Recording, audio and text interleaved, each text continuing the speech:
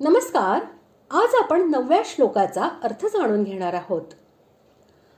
अर्जुनाला दिव्य दृष्टी देऊन भगवंतांनी ज्या प्रकारचे आपले दिव्य विराट स्वरूप दाखविले त्याचे वर्णन आता 5 श्लोकात संजय करीत आहेत. श्लोक 9.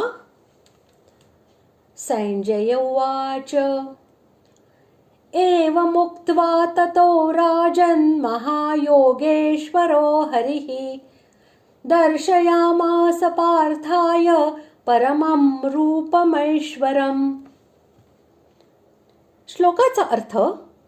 संजय म्हणाला, हे महाराज, महायोगेश्वर आणि सर्व पापांचा नाश करणाऱ्या भगवंतांनी असे सांगून मग अर्जुनाला परम ऐश्वर्ययुक्त दिव्य स्वरूप दाखविले.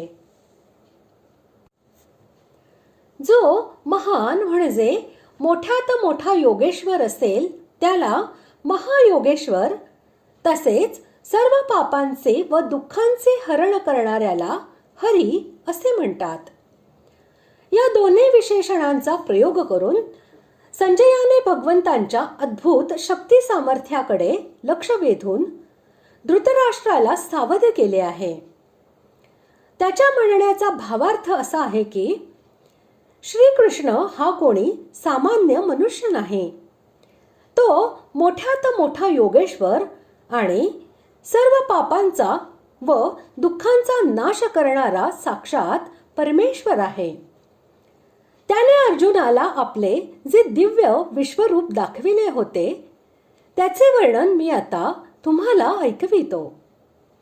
ते रूप मोठ्यात मोठा योगी हा सुद्धा दाखवू शकत नाही. ते एकमात्र स्वतः परमेश्वरच दाखवू शकतो. जो पदार्थ शुद्ध, श्रेष्ठ आणि अलौकिक असेल त्याच्या वैशिष्ट्याचे द्योतक परम हे विशेषण आहे. आणि ज्याच्यामध्ये ईश्वराचे गुण, प्रभाव तसेच तेज असेल आणि जो ईश्वराच्या दिव्य योग शक्तीने संपन्न असेल त्याला ऐश्वर असे म्हणतात. भगवंतांनी आपले जे विराट स्वरूप अर्जुनाला दाखविले होते ते अलौकिक, दिव्य, सर्वश्रेष्ठ आणि तेजोमय असे होते. साधारण जगाप्रमाणे ते पांचभौतिक पदार्थांनी बनलेले नव्हते. भगवंतांनी आपला परमप्रिय भक्त अर्जुन याच्यावर अनुग्रह करून आपला अद्भुत प्रभाव त्याला समजावून देण्यासाठी अद्भुत योग शक्तीने ते रूप प्रकट करून दाखविले होते. ते भाव प्रकट करण्यासाठी संजयाने रूपम या पदाबरोबर या दोन्ही विशेषणांचा प्रयोग केलेला आहे. अशा प्रकारे आज आपण 9व्या श्लोकाचा अर्थ जाणून घेतला. पुढील भागात आपण 10व्या व 11व्या श्लोकाचा एकत्रित अर्थ जाणून घेणार आहोत. धन्यवाद.